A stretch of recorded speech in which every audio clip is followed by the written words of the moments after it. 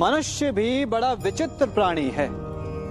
अपनों से नीचे के स्तर के लोगों को वो हे दृष्टि से देखता है, उनका उपहास उड़ाता है, उनसे बार बार कहता है कि तुम्हारा कुछ नहीं हो सकता, तुम भविष्य में कुछ नहीं कर पाओगे।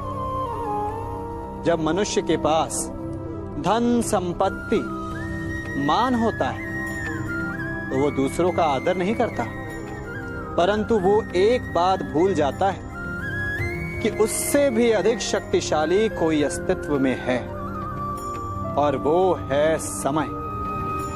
काल काल अपना चक्र कब बदलेगा ये कोई नहीं जानता।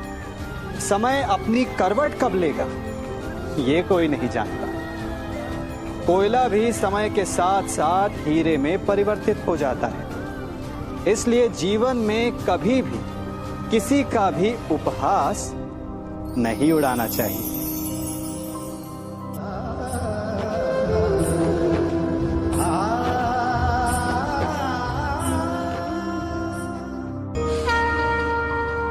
गर्व,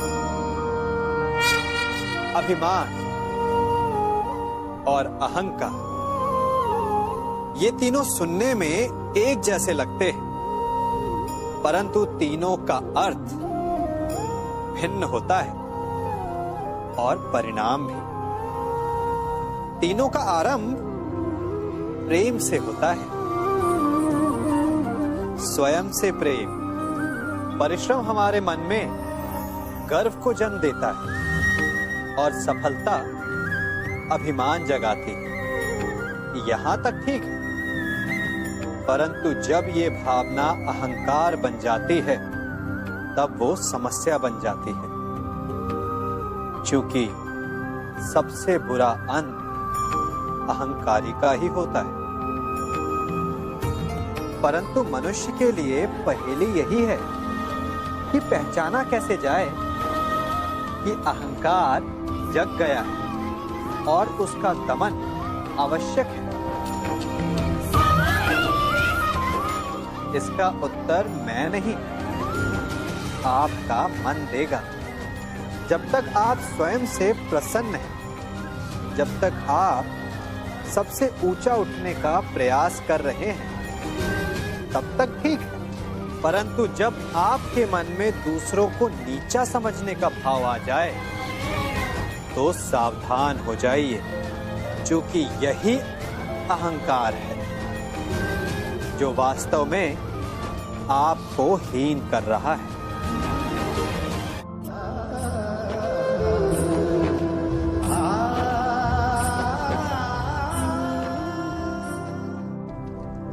हमारा शरीर प्रकृति का एक महान आविष्कार है। इससे जटिल संरचना संसार में और कोई नहीं। हमारा शरीर जितना जटिल है, यदि इसे ठीक से जाना जाए तो इससे अधिक सरल ज्ञान देने वाला और कोई नहीं। हमारे शरीर में पंच इंद्रियां होती हैं जो हमें भाव, गुण और वस्तुओं का बोध कराती हैं। हमारे पास आंखें हैं, नाक है, स्पर्श के लिए त्वचा है, कान है और जीभा है। सबका भिन्न भिन्न कार्य है। आंखों से देखना, कानों से सुनना, नथनों से श्वास लेना, त्वचा से स्पर्श करना और जीभा से स्वाद लेना। परंतु क्या आपने कभी सोचा कि प्रकृति ने हमें 2 आंखें दी, 2 नथुने दी, 2 कान दी, स्पर्श के लिए ये पूरा शरीर दिया, परंतु जीवा केवल 1 दी? ऐसा क्यों? क्योंकि प्रकृति चाहती है कि हम देखें अधिक, सुने अधिक और ज्ञान अधिक अर्जित करें, बोले कम। क्योंकि अधिक वाचाल नाश को निमंत्रण देता है। स्मरण रखिएगा।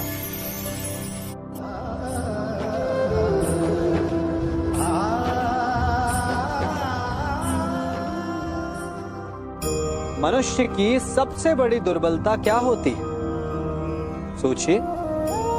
धन, प्रेम, अहंकार। मनुष्य की सबसे बड़ी दुर्बलता होती है उसके रहस्य। चाहे आप कितने भी शक्तिशाली क्यों ना हो, कितने भी प्रबल क्यों ना हो, परंतु उसके रहस्य उसके नाश की चाबी होती है। इसलिए यदि प्रबल रहना है, शक्तिशाली रहना है, समर्थ रहना है, तो अपने रहस्य को किसी को भी ना बताएं, ना मित्र को और ना ही शत्रु को, क्योंकि समय पड़ने पर कब कौन शत्रु हो जाए ऐसा कहना संभव नहीं।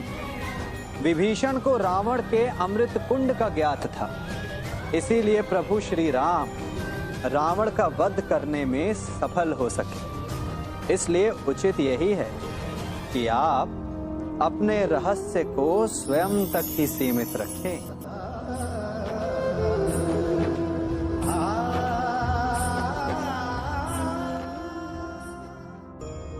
मनुष्य जीवन की परीक्षा में सफल होने के लिए क्या नहीं करता? वो परिश्रम करता है, दौड़ भाग करता है, और ये सब करने के पश्चात भी जब उसका काम नहीं बनता तो वो नकल करता है ना? तनिक लौटिए अपने बचपन में, स्मरण कीजिए अपने बचपन की स्मृतियों का। क्या स्मरण हुआ? विद्यालय में जब आप परीक्षा देने जाते थे तो क्या होता था? आप ना सही, परंतु कोई ना कोई सफलता पाने के लिए नकल करता ही था और उत्तीर्ण भी हो जाता था, है ना? परंतु जीवन की परीक्षा ऐसी नहीं होती। नकल करने वाला सफल नहीं होता। कारण विद्यालय में सबके प्रश्न पत्र एक होते थे, परंतु जीवन के प्रश्न पत्र और उनकी कठिनाई सबके लिए भिन्न होती, तो निश्चित रूप से उनके उत्तर भी भिन्न होंगे ना। इसलिए यदि आपको जीवन में सफलता पानी है तो नकल ना कीजिए, स्वयं के प्रश्नों का उत्तर स्वयं ढूंढिए और सफलता आपकी ही होगी।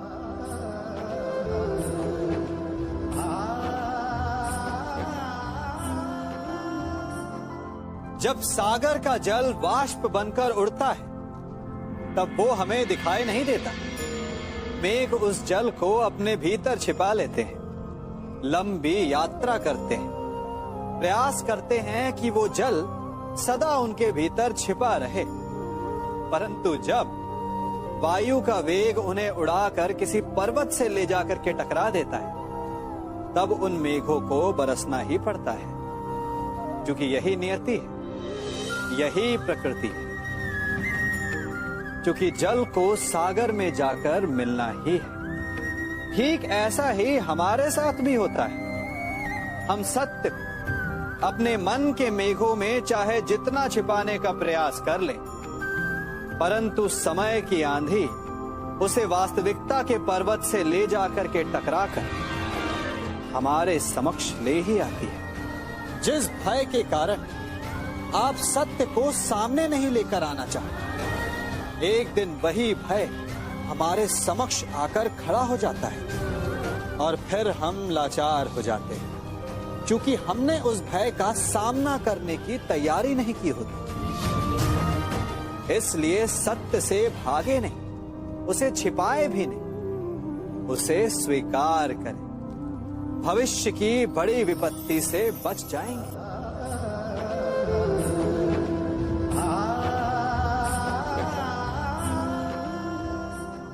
कभी कभी आप सबके जीवन में एक ऐसी विचित्र समस्या अवश्य आती है कि शक्तिशाली के समक्ष मौन हो जाए, कि उस शक्तिशाली से विवाद करने से बचने के लिए आप मौन रह जाते।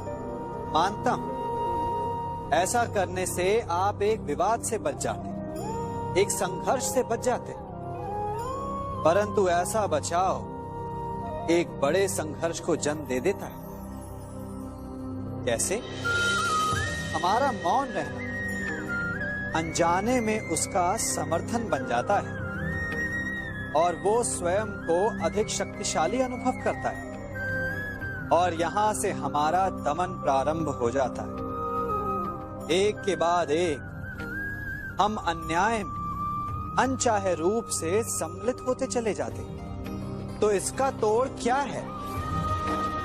ये समझने के लिए ये जानना आवश्यक है कि ऐसी कौन सी बात है जो आपको विरोध करने से रोकती है।